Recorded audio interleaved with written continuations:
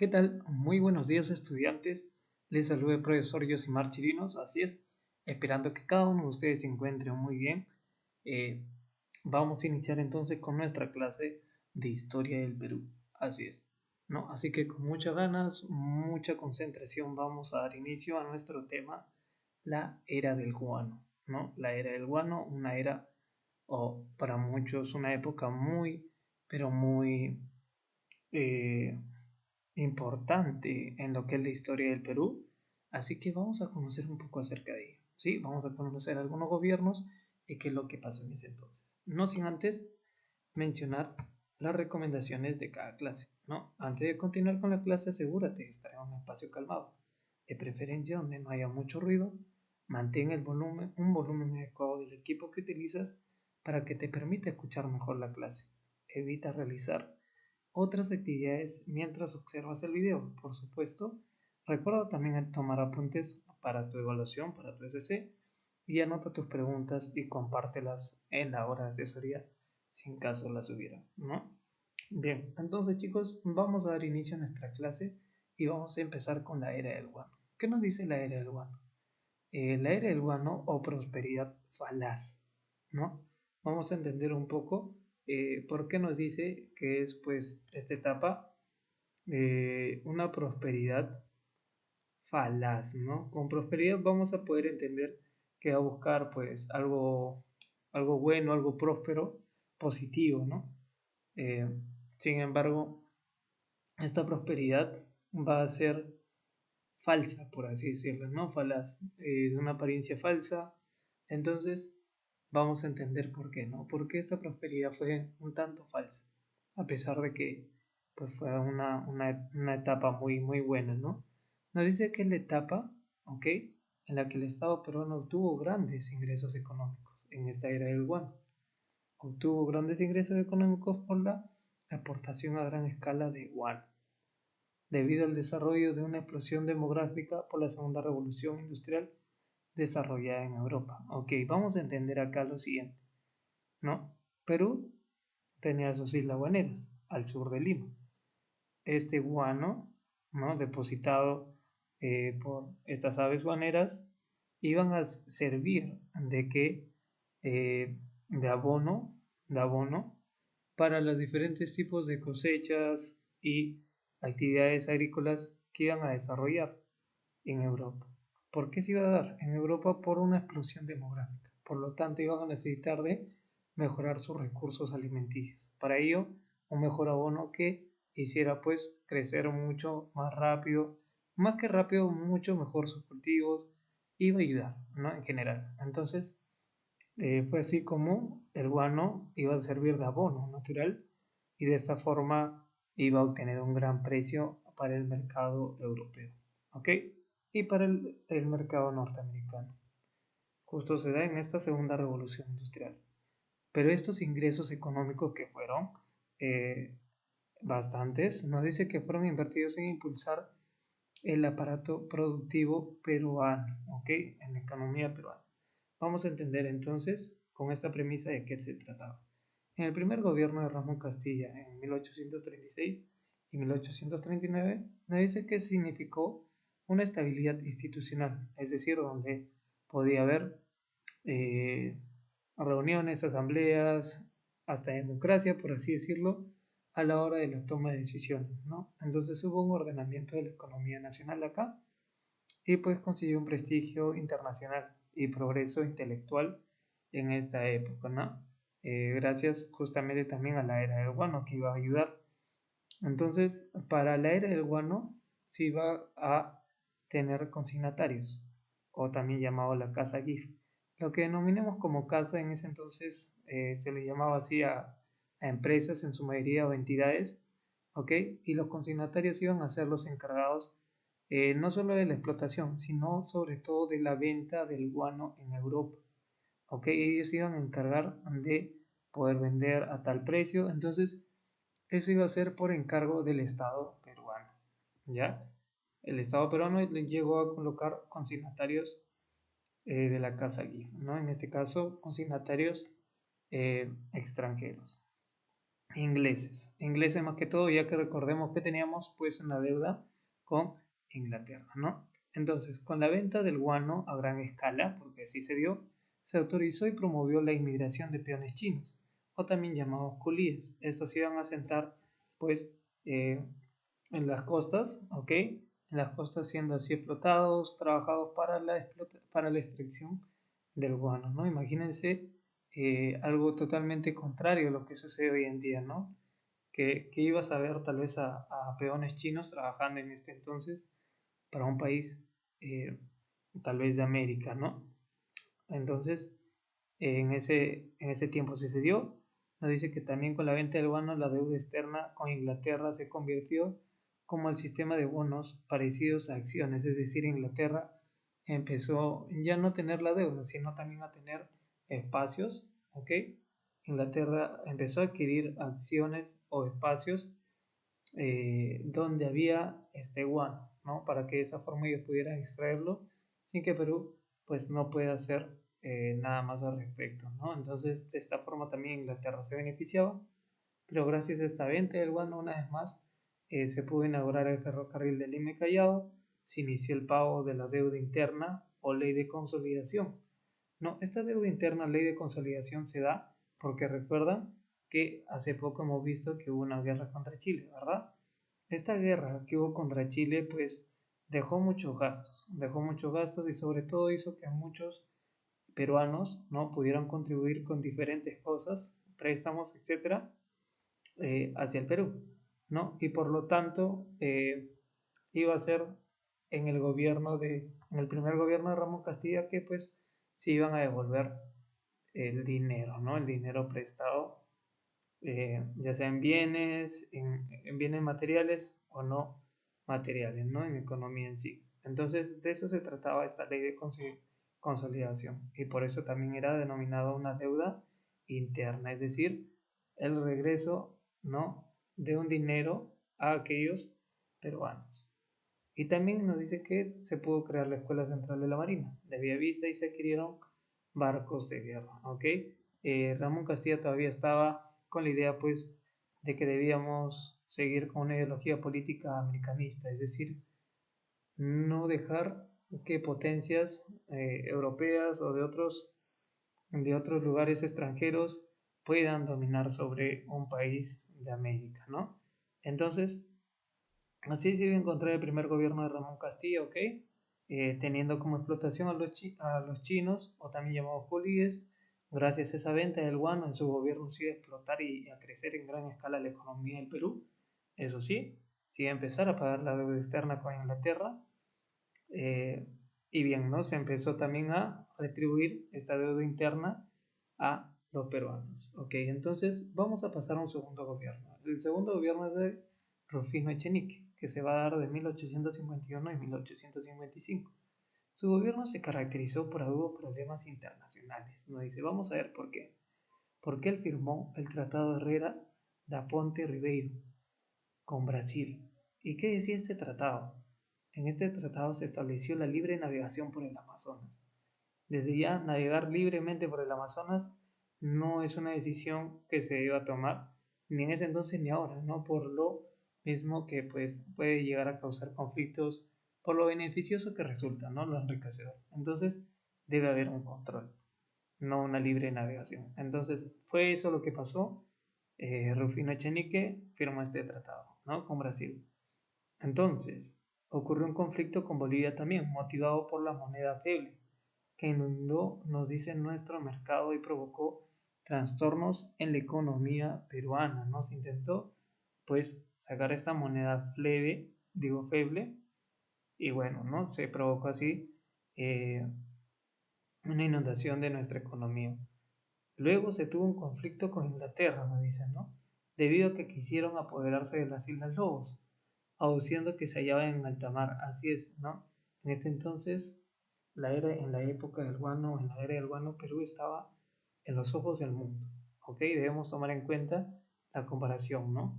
En Europa, en el mercado europeo, Perú también estaba pues ahí insertado por este producto peruano, que era el guano, ¿no? Este abono.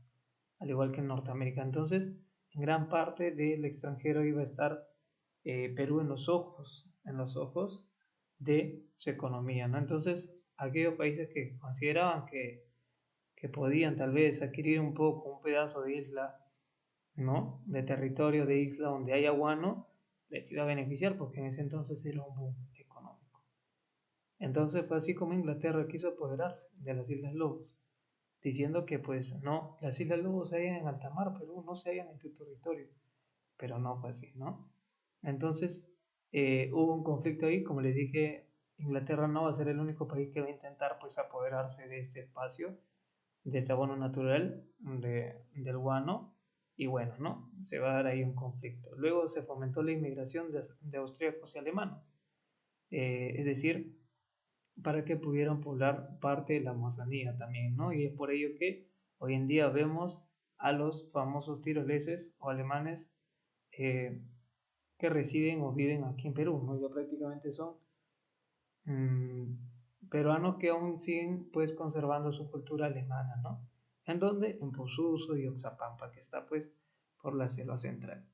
Luego nos dice que se inauguró también el ferrocarril Tanarica y hubo el escándalo de la consolidación. ¿De qué iba a tratar este escándalo? Acto de corrupción más grande del siglo pasado, ¿no? Este escándalo de la consolidación tenía que ver con el pago que había estado realizando Ramón Castilla, ¿no? En donde se buscaba qué cosa, regresar el préstamo que habían realizado los peruanos ante la guerra contra Chile, pero en este caso Echenique iba a devolver, digamos, préstamos, o claro, iba a devolver esos préstamos a personas allegadas, a que permitieron una facilidad a su gobierno, ¿no? Personas conocidas a él, personas que ni siquiera tenían, digamos, un comprobante de que habían dado o habían realizado un préstamo y se les estaba otorgando a todo el mundo, por así decirlo, se les estaba otorgando a muchas personas, a muchos peruanos, una devolución de dinero, de préstamo, el cual pues no era ni siquiera contrastado por algún tipo de recibo, documento o alguna prueba, ¿no? Entonces ellos lo consideraron como un acto grande de corrupción. El Perú ahí también perdió dinero y pues como estaba derrochando en ese entonces en dinero, pues era algo que no les interesaba del todo, ¿no? Fue un acto de corrupción. Bien, entonces vamos a pasar a la Revolución Liberal de 1854 y 1855. En esta Revolución Liberal nos dice que ante la corrupción y el desprestigio en que había caído el gobierno de Echenique, el presidente anterior, Castilla se levanta contra él en Argentina, apoyado por los liberales, quienes ofrecen suprimir el tributo indígena y abolir la esclavitud, a cambio del apoyo de estos amplios sectores populares. Recordemos que los liberales no iban a querer a que nadie esté sometido, querían que todos tengan sus derechos y puedan vivir de manera libre, ¿no? Es así que Castilla, Ramón Castilla derrocó a Echenique en las batallas de Isuchaca y La Palma y se instaló nuevamente en el poder. Entonces vamos a ver su segundo gobierno de Ramón Castilla. Castilla regresó al gobierno apoyado justamente por los liberales, ¿no? Donde va a continuar con su política americanista, que no es más que esta política de buscar que países extranjeros quieran apoderarse de una parte del territorio peruano o de cualquier otro territorio de América, ¿no? Entonces, me dice que en 1856 proclama una nueva constitución de marcada tendencia liberal que ocasionó pues la oposición conservadora, ¿no? Que los conservadores, encabezados por Manuel Ignacio Vivanco, se levanten en una protesta y formar así una guerra civil. Pero al finalizar esta guerra civil en 1856, Ramón Castilla convocó un congreso y lo ratificó nuevamente a Castilla como presidente de la República del Perú. Entonces, en 1860 fue cuando promulgó una nueva constitución, pero ya no de tendencia liberalista, ni de tendencia conservadora, sino de tendencia moderada, siendo la de mayor vigencia hasta el año 1920, esta constitución. Bien, entonces nos dice que Ramón Castilla le declaró la guerra luego a Ecuador, ¿no? Porque Francisco Robles, presidente ecuatoriano, había estado cediendo como pago a sus acreedores ingleses, ¿ok?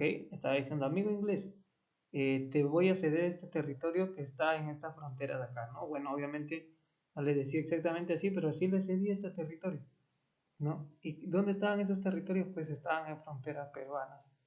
Eh, entonces, digamos que hasta cierto punto consideraban que podían llegar a agarrar un poco más del territorio, pues, designado, ¿no? O delimitado. Fue así como se le declaró la guerra a Ecuador y este enfrentamiento concluyó con éxito mediante la firma del Tratado de Mapasinque, ¿no? O Mapasinque. Entonces instaló también, nos dice Ramón Castilla, alumbrado de gas, instaló un telégrafo y agua potable, ¿no? Creó el departamento de Loreto y la colonización de la Amazonía. Así es. Iba a haber un gran interés por colonizar la Amazonía con la llegada de los animales, ¿no?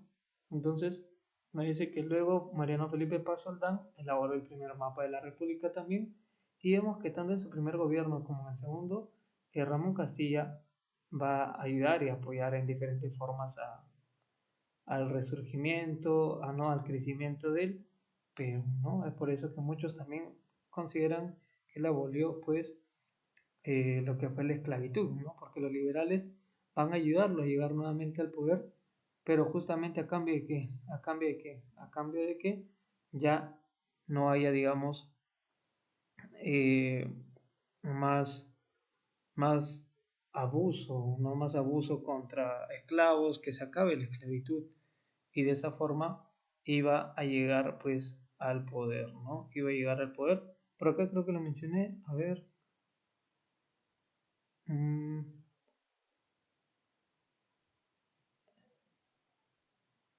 no, no, creo que fue acá en el anterior, ¿no? Ya, claro, acá, ¿no? Acá nos dice que los liberales apoyaron el gobierno de Castillo, ¿ok? ¿Y para qué? ¿A qué le pedían a cambio? Suprimir el tributo indígena, ese pago indígena, y abolir la esclavitud. De esta forma, Castilla vas a llegar al poder. Y fue así, ¿no? Como empezaron a abolir la esclavitud también. Bien, entonces tenemos ahora el gobierno de Miguel San Román. Miguel San Román nos dice que su gobierno fue efímero. Asumió el poder el 24 de octubre de 1862 y falleció el 4 de abril de 1863 en Chorrillos, ¿no? Nos dice que quedó a cargo el gobierno del segundo vicepresidente Pedro Díaz Canseco. ¿Por qué no el gobierno del primer vicepresidente? Pues él estaba de viaje en Europa, bueno, de viaje no, se encontraba en Europa en ese entonces, ¿no? Entonces San Román formuló un préstamo al extranjero e introdujo la ley del bimetalismo que instauró el sol de plata, ¿no? Esta moneda del sol de plata. Pero luego de ahí, eh, luego de que, pues bueno, ¿no? Falleció San Román, quedó, como les dije, el vicepresidente, el que vemos en imagen, Díaz Canseco, ¿no? A cargo del mandato de la República. Bien, entonces, el 3 de agosto de 1863 llegó al Perú el primer vicepresidente, el que estaba en Europa, así es, el general Juan Antonio Pezet, y se hizo del poder y tuvo que hacer frente al conflicto de la guerra contra España. Así es, otra guerra contra España, otra vez aparece España aquí en nuestra historia, ¿no? Vamos a conocer ahora de qué forma aparece. ¿Ok? Así es. Entonces llega este primer vicepresidente y ahora vamos a conocer qué es lo que sucede. Guerra contra España. Se dio por la deuda del Perú a España, señalada en la capitulación de Ayacucho. Ah, la capitulación de Ayacucho, profesor. Sí, sí, sí lo recuerdo. Fue cuando los españoles, ¿no? Ya iban a irse pues del Perú rendidos o bueno, sabiendo que estaban derrotados y no podían hacer más. Sin embargo, pidieron que debían pagarle a los españoles por todos los daños, por todos los gastos realizados justamente en esta guerra contra España, ¿no? En estas batallas. Y bien, eso se estipuló en la capitulación de Ayacucho, quedó así, y por lo tanto iba a haber una deuda desde años anteriores hacia España. Y como les dije, estábamos en los ojos del mundo. España vio que el guano estaba dando dinero, pero dijo, ah, no, está teniendo dinero, entonces debe pagarme, ¿no? Fue así como los españoles reclamaban esta deuda y pretendían embargar el guano peruano, para satisfacer sus requerimientos. Es decir, Perú, si tú no me pagas esta deuda, yo pues voy a tener que tomar estas islas guaneras y aprovechar estos recursos. No me queda de otra, ¿no? Porque yo necesito, digamos, que me pagues esta deuda. Y fue así como llegó una expedición científica y luego una flota de guerra dirigida por Manuel Pareja, en la cual van a tomar pues las islas de Chincha, ¿no? Pero el presidente, en este caso el coronel Peset, entendió que debía firmar el polémico Tratado de Banco Pareja con los españoles. ¿Por qué? Porque Perú no estaba listo para una guerra, ¿no? Entendió por eso que debía firmar este polémico tratado, ¿no? ¿Por qué polémico? Pues porque obviamente la población peruana no iba a estar de acuerdo en que se firmara un tratado así con los españoles. ¿Por qué tienes que pagarle, por así decirlo, ¿no? Entonces, en ese tratado el gobierno de Perú reconocía la deuda de la independencia, lo que le costó independizarse, ¿no? Y también aparte cubrirían los gastos de la flota invasora, ¿no? La flota que había llegado pues a las islas de Chincha. Así como el coronel Mariano Ignacio Prado derrocó a Pizet, ¿no? El coronel Prado dijo, no, Pizet no puedes continuar porque esto ha sido ya muy bárbaro, ¿no? Ha sido suficiente firmar este tratado de Banco Pareja, así que España declaró la guerra. Y fue así como Prado va a formar una alianza militar con Chile, Bolivia y Ecuador, de las cuales estos aliados de América del Sur van a conseguir la victoria en 1866, en los combates de Actao el 7 de febrero y en el combate de Callao, ¿no? El 2 de mayo. Fue así como España se retira y en el Tratado de París de 1869 España reconocerá un pacto de amistad con Perú y su ayuda mutua, por supuesto, ¿no? Entonces, miren este cambio que logra dar y este papel que pues protagonizó España, ¿no? Eh, bien, entonces, por último vamos a tener el gobierno de José Balta. La dictadura de Prado, nos dice, culminó en 1868 con el golpe de estado del coronel José Balta, ¿no? Quien encontró un país pues en crisis. Vamos a ver también por qué, ya que el precio del guano había bajado en Europa. Los consignatarios, los que eran encargados de vender, digamos, ¿no? De vender ese guano, incumplían sus contratos y la guerra contra España había ocasionado también enormes gastos. Entonces, estos consignatarios de la casa GIF o de la empresa GIF no iban a poder continuar muy bien. Para ello, o para solucionar la crisis, Balta llamó a Nicolás de Piedra, el ministro de Hacienda, al cual le hizo firmar el célebre contrato Dreyfus, ¿no? En este contrato, ¿qué es lo que va a decir este contrato Dreyfus?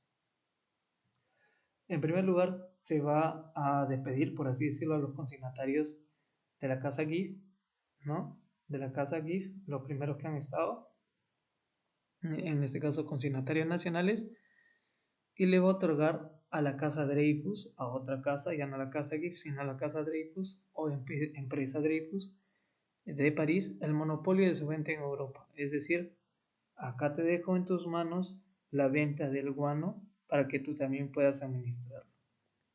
Entonces, fue así como el Perú recibió una fuerte suma de dinero gracias a este contrato, ¿ok? Eh, sí, gracias a esta firma, ¿no? Donde pues se hace este contrato con la Casa Dreyfus y al recibir esta fuerte suma de dinero fue invertida en ferrocarriles, se construyó el Hospital 2 de Mayo, el Puente Balta que está arriba del río Rímac, encima, entre otras construcciones, ¿no? Luego se va a convocar elecciones y llegaría Manuel Pardo al poder. Así es. Pero el sector conservador no aceptó el triunfo de Pardo, ¿no? No aceptó que pues siguiera en el poder o que fuera victorioso Pardo y fue así como gracias a los hermanos Gutiérrez que encabezaron digamos, una manifestación liberal, ya, llegaron a secuestrar al presidente, al que en ese entonces estaba, José Balta, ¿no? Pero Balta no aceptó, o bien, los liberales le habían dicho que Balta debía anular las elecciones, ¿no? Debía anular las elecciones para que Pardo obviamente no ganara y Balta no aceptó esa anulación de elecciones y fue así como fue asesinado por los rebeldes. Entonces, estos rebeldes o estos liberales habían sido encabezados principalmente por los hermanos Gutiérrez, quienes eh, fueron ejecutados en la Plaza de Armas de Lima, ¿no? Por matar pues a un presidente del Perú. No es cosa menor, ¿no? Y bien, entonces en la línea de tiempo tenemos que Castilla llega al poder por primera vez en 1845. En 1856 se da una constitución liberal, luego la muerte de Miguel de San Román en 1863 y en 1872 llega Manuel Pardo, llega al poder, ¿no? Y bien, la próxima clase vamos a seguir conociendo un poco más qué va a pasar ahora con Manuel Pardo, ¿no?